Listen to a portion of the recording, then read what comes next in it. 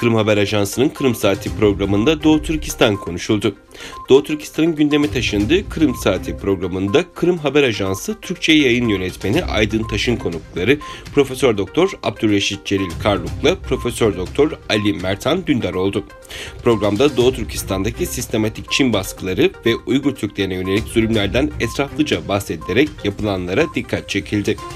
Diğer yandan Doğu Türkistan Teşkilatlar Birliği Başkanı Hidayetullah Oğuzhan, yeniakit.com.tr'de canlı yayın konuğu oldu.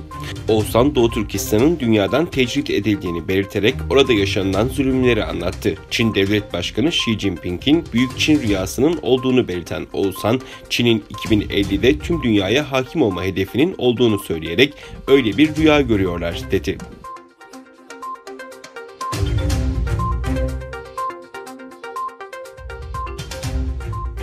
Japonya'dan Özgür Asya Radyosu'na tanıklık veren Dilnara Hanım, 23 yaşındaki oğlu Subat Abdülveli'nin yakın zamanda tutuklanıp Gulca şehrindeki Boz hapishanesine kapatıldığını bildirdi.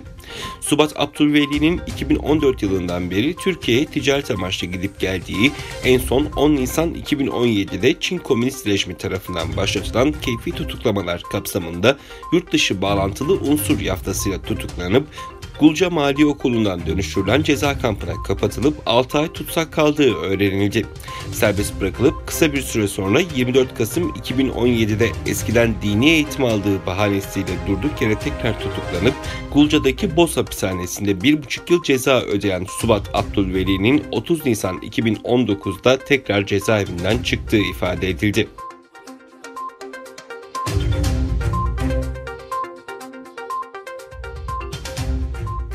Doğu Türkistanlıların dostu ilahiyatçı Ömer Döngeloğlu Hoca Efendi Çin virüsüne yakalandı.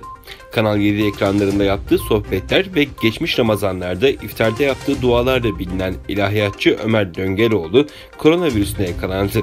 Ömer Döngeloğlu 21 Nisan'da sosyal medya hesabından şu mesajı paylaşmıştı. Selamünaleyküm arkadaşlar. Kişisel YouTube kanalımızda inşallah Ramazan-ı Şerif'te canlı yayında sohbetler yapmayı düşünüyorum. Ancak Döngeloğlu'nun Covid-19 testinin pozitif çıktığı ve Başakşehir Hastanesi'nde tedavi gördüğü ortaya çıktı. Sayın Döngeloğlu katıldığı birçok programda Doğu Türkistan'daki Çin zulmünün bitmesi için dua etmişti. Allah'tan Sayın Hocamıza acil şifalar diliyoruz.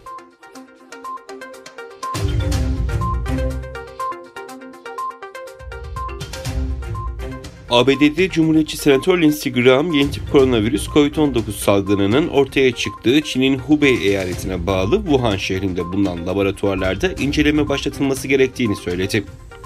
ABD'de Cumhuriyetçi Senatör Lindsey Graham, Fox News kanalına yaptığı açıklamada, Çin'in ABD'de yeni tip koronavirüs COVID-19 sebebiyle yaşamını yitiren en az 53 bin kişiden ve işsiz kalan 26 milyon kişiden sorumlu olduğunu ifade etti.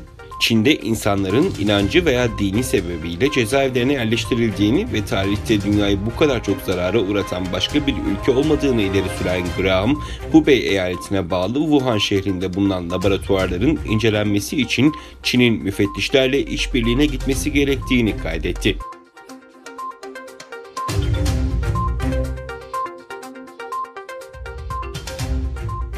Putin Rus vatandaşlığına geçmeyi kolaylaştırdı. Rusya Devlet Başkanı Vladimir Putin, Rus vatandaşlığını basitleştirmek için federal bir yasa imzaladı.